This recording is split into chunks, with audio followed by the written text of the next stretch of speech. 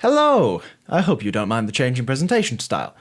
Anyways, this is a presentation on my essay, a discussion and comparison of how elements in the background contribute to narrative and how their use has changed from historical artwork to contemporary media.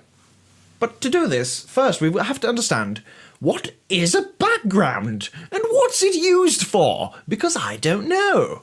Well, dear person who doesn't know what a background is, a background is something that is not the subject. That's kind of as basic as it gets. But for the reason of this essay, I'm just going to say that a background doesn't actually need to exist, and sometimes it can even be indistinguishable between what is the background and what is actually the subject of the piece. As with anything in art, there is no set standard, which makes our jobs a lot harder, or easier depending on how you work. Anyways, so to start this, we're going to look at historical art. Very historical art. Here we have Egyptian art. It's beautiful, isn't it? However, it doesn't have much of a background, but when it does, it is something that is intrinsic to the story of the piece. Same goes for Byzantine art, to be honest, because when you see those halos behind the head of the subjects, you notice that one of them has a cross. He must be important. It's all jeweled and gold. In this way, the background was used to tell that this person is important. You need to look at him. And he was important because he's a religious figure. And this is important because these paintings were originally the only way to really communicate with people who were illiterate, couldn't read but couldn't write, but they could easily understand images. And that's what these images were created for. That visual communication in its basic form. However, here you don't see backgrounds. Well, you do, as I've said, they are gold, but the backgrounds themselves, whether this is because they didn't know about the rules of composition, perspective, as much as they did later on in history, or maybe it was just because it makes it simpler for normal people to understand. You could even relate it to internet comics of the day. You know, art. But as time progressed, the study increased. People started to learn what our eyes actually see, and how light works, how composition works, what makes a good image look good and what makes a bad image look bad. Now, this is intrinsic to the development of backgrounds through historical media and paintings, because without this knowledge of composition, why do you need to draw a background? Composition, I would argue, is probably the main point of background. Composition is just a nice, fluffy version of static composition. You can break most any piece of traditional art into its basic composition. One rule of composition that most people know nowadays is the rule of thirds, where you split a screen, an image, into 3 parts, and then where those lines intersect is where you should put the subject. Now, what do you put in the other bits? Well, you put a background. This generally creates balance in the image and makes it look nice and aesthetically pleasing, which is something that is common with traditional art.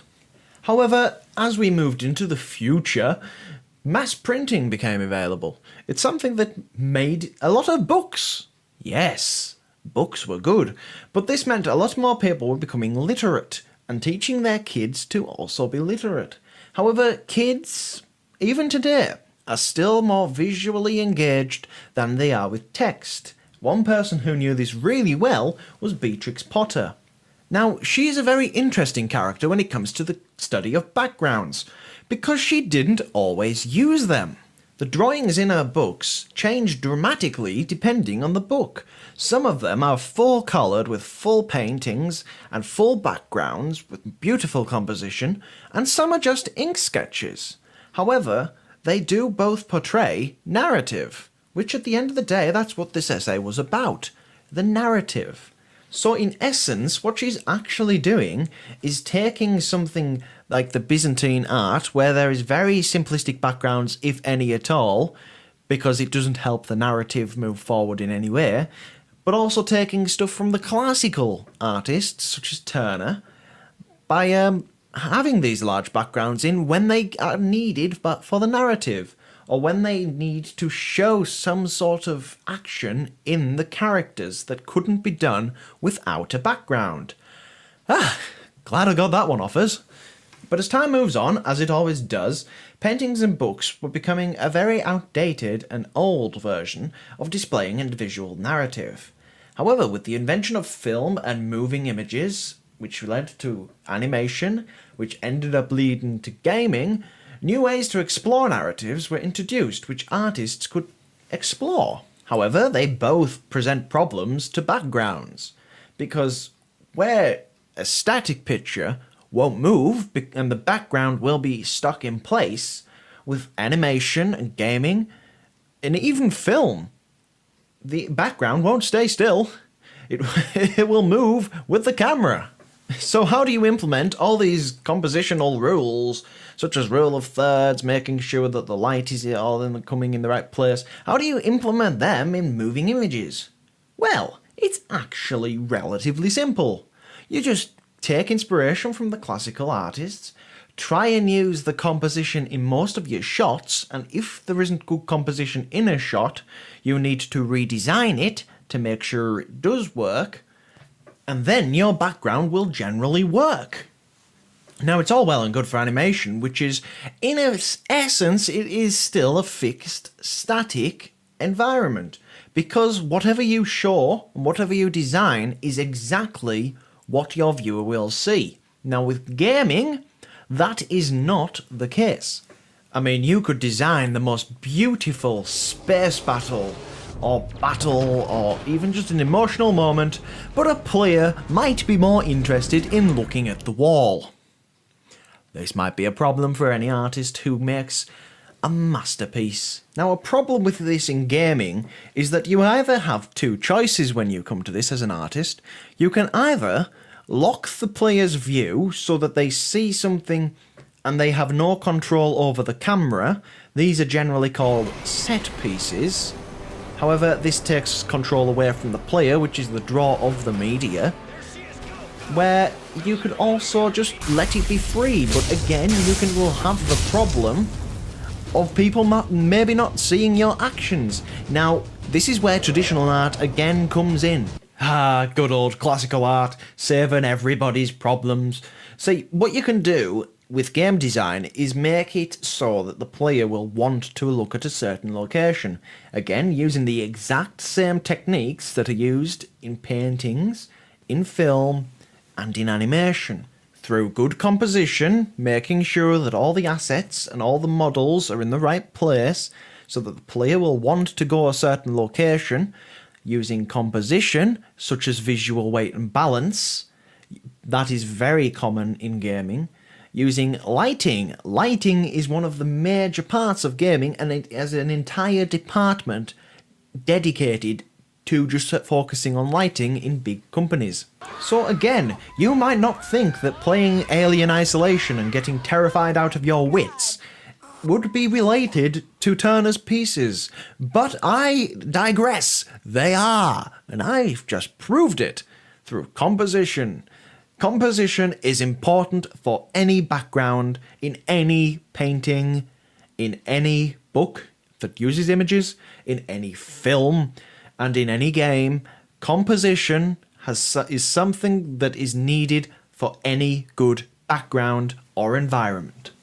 Now, it's all good me telling you this, but I actually want to show some of it too. So here, with Regulus by Turner, light is used to guide the eye quite a lot, as is the rule of perspective, and colour to an extent. However, perspective and lighting are the major points of this one. Now, if you look carefully, you will see that the vanishing point of the perspective is actually close to where the sun is. In fact, even the masts of the ships and the items and things on the left of the piece generally slope down into this sun. Now, with Turner's pieces, the narrative was generally pretty calm. They're not action-packed pieces. They're not the Die Hard of the classical era. They are just nice, relaxing pieces. And here, that composition works perfectly to portray that narrative, that nice, calm, relaxed, beautiful image.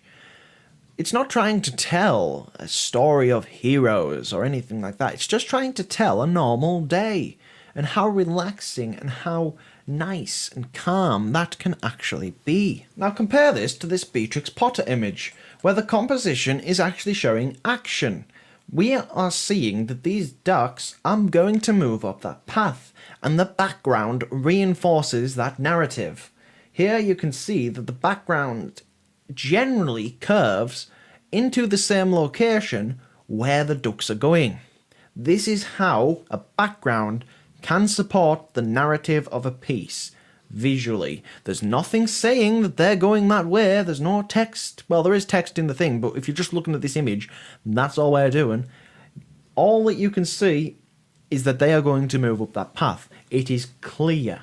And that is why composition is important. It has been important since the early paintings, and it is also still important for the books. And it is also important for animation. The animation I've studied in depth for this assignment is Mulan. So I'm going to show you a short clip from Mulan, and then I will break it down afterwards to show you how the composition works. So please enjoy this short clip.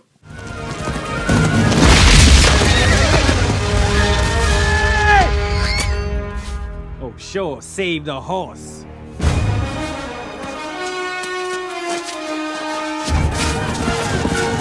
Fire!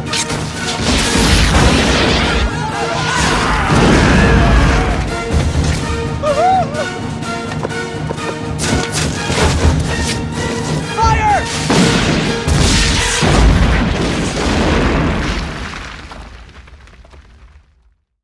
So for this first image, we see Mulan on the ground. In the background, we don't actually see much because she's actually down on the level with the snow. So the reason we see most of the ground is because that would be where her eye level would be.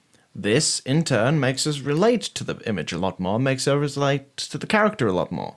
But if you notice in the far background, we actually see a bit of it off-kilter, and this makes us feel a bit unwary, which emphasises the danger she's currently in. And that's this shot. Now with this second one, we still have that off-kilter feeling, especially in the foreground. But also in the background, we still have that same curve, almost on a parallel. What we also have is we see the footprints pretty clearly and where the people are going. And this is obviously the same direction that Mulan's running in. Now the reason I think they've chosen this camera shot as well is because the arrows quite nicely intersect with that path that they are running, and it makes it very clear to us that they are running to those rocks just before that hill, which becomes a lot more important in the next few minutes. Now with this third image, I actually want to point your attention to the angle of the rocks compared to the firing of the dragon heads. If you actually look, they're almost at 90 degrees. Now, what this represents is actually strength, that even though they're firing upwards, which is sort of a metaphor for an uphill battle, one that they might not be able to win, the way they are currently firing is actually at 90 degrees, which is strong. 90 degrees resembles strength, and that is the main part of this composition. So as you can see, they don't need to be complicated, they don't need to be massively in-depth to push the story. However, they still can visually communicate through the composition, through little things in the background to make the story come across more strongly. But as I said, with gaming, there's another problem. You don't have control over the camera. So, here I'm going to show you the opening scenes from Alien Isolation, and this will show you why composition and lighting is important in gaming. Now, perspective is less important when it comes to gaming, because it is used a lot less. Usually it's just used to show size of something. However, it's never really used to direct a player, where composition and lighting is. This is one of the major differences between gaming and the other three forms of media I've chose to show you. But anyways, here's the footage.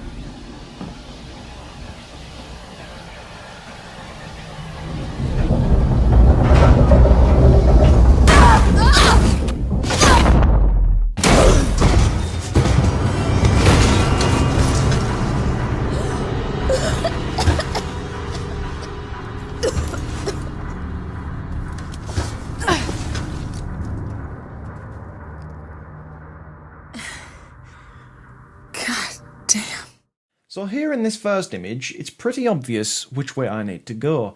I'm in a dark room, and the room ahead of me is light.